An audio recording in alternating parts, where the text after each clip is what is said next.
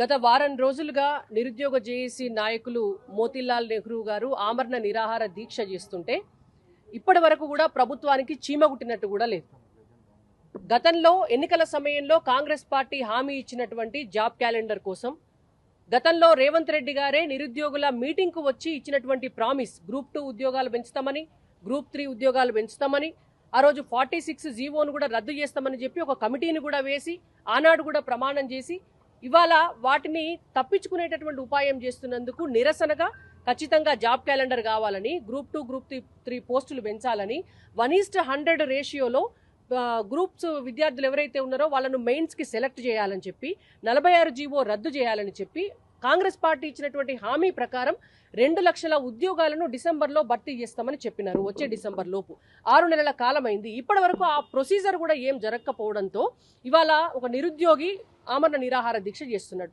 మరి ఇవాళ కాంగ్రెస్ పార్టీకి ఇప్పటి వరకు కూడా కనీసం ఒకరు రావాలి, మాట్లాడాలి, నిరుద్యోగులకు హామీ ఇవ్వాలి, వాళ్ళకు భరోసానిచ్చి వాళ్ళ ప్రాణాలను కాపాడాలనేటువంటిది లేదు.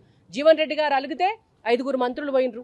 రేవంత్ రెడ్డి గారికి ఇవాళ మేము విద్యాశాఖకు మంత్రి లేడు అని అంటే విద్యాశాఖ మంత్రిని నేను ఫుల్ టైం మంత్రి ఉండకూడదా అని నిన్న ఢిల్లీ నుంచి ప్రెస్ కాన్ఫరెన్స్లో రేవంత్ రెడ్డి గారు మాట్లాడారు.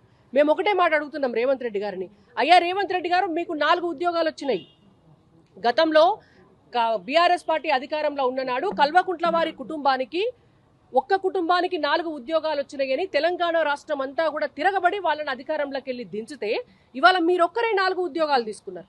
ముఖ్యమంత్రి పోస్టు మీకే, విద్యాశాఖ మంత్రి పోస్టు మీకే, హోంశాఖ మంత్రి పోస్టు మీకే, ఇవాళ పరిశ్రమలు వాణిజ్య శాఖ మంత్రి పోస్టు మీకే. మీకు 4 ఉద్యోగాలు కావాలి. 30 లక్షల మంది నిరుద్యోగులు ఉన్నారు తెలంగాణ రాష్ట్రంలో. అందులో వాళ్లకు రావాల్సినటువంటి న్యాయంగా దక్కాల్సినటువంటి ఉద్యోగాలు నిరుద్యోగులకు ఒక్కొక్క ఉద్యోగం అన్నా వద్దా?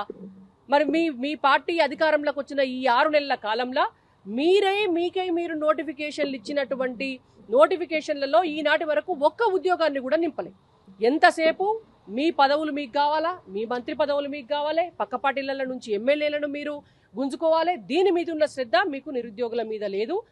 ఏ 1200 మంది నిరుద్యోగులు ఆత్మహత్య చేసుకుంటే తెలంగాణ రాష్ట్రం వచ్చిందో దాన్ని మరచిపోయి బీఆర్ఎస్ పార్టీ ఒక కుటుంబం కోసం పనిచేసింది. ఇవాళ గంగల కలిసిపోతుంది. అదే దారిన కేసీఆర్ గారి కంటే మరింత అధ్వానంగా రేవంత్ రెడ్డి గారు ఇవాళ మీరు బిహేవ్ చేస్తున్నారు. ఇది మీకు న్యాయం కాదు, ధర్మం కాదు. నిరుద్యోగులు 10 సంవత్సరాల కాలం నుంచి అంతకంటే ముందు తెలంగాణ ఉద్యమంలో కూడా అశోక్ నగర్లో 2 అరటిపళ్ళు తిని వాళ్ళ ఉపాసం ఉండి చదువుకొని వాళ్ళ ఉద్యోగాలకు ప్రిపేర్ అవుతుంటే మీరు కనీసము ఏ జాబ్ని ఏ ఎగ్జామ్ని ఎప్పుడు పెట్టాలనేటువంటి సోయి కూడా లేకుండా నెల రోజుల లోపల 10 ఉద్యోగాలు 10 ఎగ్జామ్స్ పెడితే సిలబస్ వేరే ఉంటే వాళ్ళు ఎట్లా ప్రిపేర్ అవుతారు? ఒక జాబ్ క్యాలెండర్ అనేటువంటి దాన్ని డిజైన్ చేస్తే కదా మొదలు మీకు తెలిసేది. మీరు జాబ్ క్యాలెండరు డిజైన్ చేయకపోతే ఏ పరీక్ష ఎప్పుడు పెట్టాలనో మీకు తెలియదా? ఏ పరీక్షకు ఏ సిలబస్ ఉన్నదో మీకు తెలియదా? ఉద్యోగాలు ఎట్లా పెంచాలనో మీకు తెలియదా? అసలు ఎన్ని ఖాళీలు ఉన్నాయి ఏ డిపార్ట్మెంట్లో అనేటువంటిది కూడా మీకు తెలియదా? మరి ఇవాళ మీకు చేత కాకపోతే తెలంగాణ సమాజంలో ఉన్నటువంటి మేధావుల కన్నా అప్పచెప్పండి, ఒక కమిటీనన్నా వేయండి, నిరుద్యోగులను ఉద్యోగాలు ఇవ్వడం కోసం ఒక శాఖనన్నా పెట్టండి.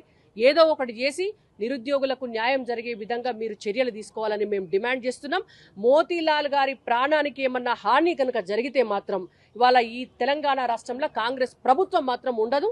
తెలంగాణ ప్రజల ఆగ్రహానికి గురి కావాల్సి వస్తుంది.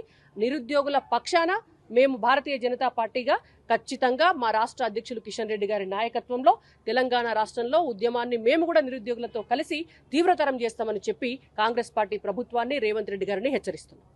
మేడం, అంటే నిరుద్యోగుల పక్షాన మాట్లాడేందుకు బీజేపీ పార్టీకి అర్హత లేదు, 2 కోట్ల ఉద్యోగాలు ఇస్తామని చెప్పేసి ఆ రోజు చెప్పినటువంటి బీజేపీ పార్టీ ఒక ఉద్యోగం కూడా ఇవ్వలేదు, నిరుద్యోగులను మోసం చేసింది బీజేపీ పార్టీ అని చెప్పేసి కాంగ్రెస్ పార్టీ వాళ్ళకి ఉన్నారు.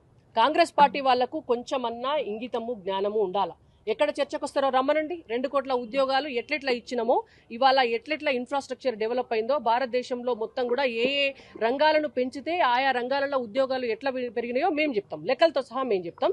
ఇవాళ అదే కాంగ్రెస్ పార్టీ వాళ్ళని రమ్మనండి. వాళ్ళ అధికారంలోకి వచ్చినటువంటి 6 నెలల కాలంలో వాళ్ళు నోటిఫికేషన్ ఇచ్చి పూరించినటువంటి ఉద్యోగాలు ఏమున్నాయో రమ్మని చెప్పమనండి, మాట్లాడమనండి.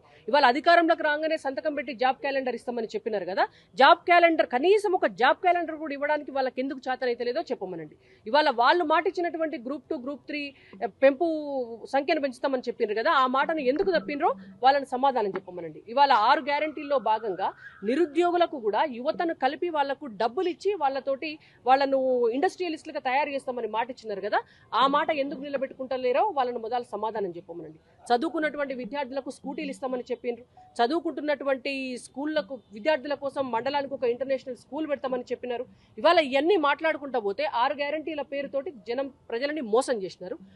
ఇప్పుడు అవన్నీ మాట్లాడుకుంటా పోతే అసలు సమస్య పక్కదారి పడుతుంది. కాబట్టి మేము చాలా స్పష్టంగా చెప్తున్నాం, భారతీయ జనతా పార్టీ ఈ దేశానికి ఏం చేసిందో మేము చెప్పడానికి రెడీ.